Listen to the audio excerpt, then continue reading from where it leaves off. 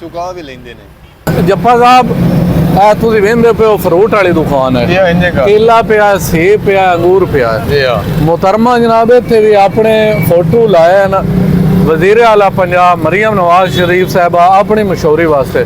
ਕੋਈ ਹਾਲਤ ਰਹਿ ਗਈ ਕੋਈ ਗੱਟੂ ਨਹੀਂ ਇਹਨਾਂ ਛੱਡਿਆ, ਕੋਈ ਸਕੂਲ ਦੀ ਦੀਵਾਰ ਨਹੀਂ ਛੱਡੀ, ਕੋਈ ਸਬਜ਼ੀ ਫਰੂਟ ਦੀ ਦੁਕਾਨ ਨਹੀਂ ਛੱਡੀ ਜਿੱਥੇ ਨਾ ਆਪਣੇ ਫੋਟੋ ਨਹੀਂ ਲਾਏ। ਇਹਦੇ ਫੋਟੋ ਜੀ ਸਾਡੀ ਤਾਂ ਘੱਟ ਰੜੀ ਛੱਡੀ ਹੈ।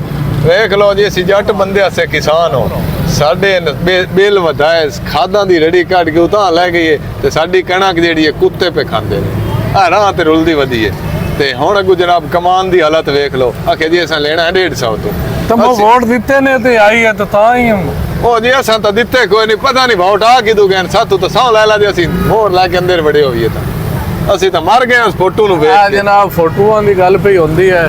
ਕੋਈ ਸਬਜ਼ੀ ਦੀ ਦੁਕਾਨ ਨਹੀਂ ਜਿੱਥੇ ਮਰੀਮ ਨਵਾਜ਼ ਸਾਹਿਬ ਆਪਣੀ ਫੋਟੋ ਨਹੀਂ ਲਾਈ, ਕੋਈ ਜਨਾਬ ਰੇਹੜੀ ਨਹੀਂ ਜਿੱਥੇ ਇਹਨਾਂ ਦੀ ਫੋਟੋ ਨਹੀਂ ਲੱਗੀ ਹੋਈ, ਕੋਈ ਜਨਾਬ ਦੁਕਾਨ ਨਹੀਂ ਆਟੇ ਵਾਲੇ ਜਿੱਥੇ ਇਹਨਾਂ ਦਾ ਫੋਟੋ ਨਹੀਂ ਲੱਗੇ। ਤੇ ਅਮਲੀ ਤੌਰ ਤੇ ਆਵਾਮ ਵਿਚਾਰੀ ਗਰੀਬ ਨੂੰ ਕੋਈ ਰਿਲੀਫ ਨਹੀਂ ਤਾਂ ਬਸ ਫੋਟੋ ਹੀ ਫੋਟੋ ਵੇਂਦੇ ਜਾਓ। ਮਾਸੀ ਮਰੀਮ ਮਾਰ ਗੱਤੇ ਇਮਾਨ ਨਾਲ ਥਾਂ ਤੇ ਹੁਣ ਗੁੰਜਾਇਸ਼ ਕਾਇ ਨਹੀਂ ਟੁਰਨ ਦੇਵੇ। ਮਾਸੀ ਮਾਫੀ ਦੇ ਛੱਡ।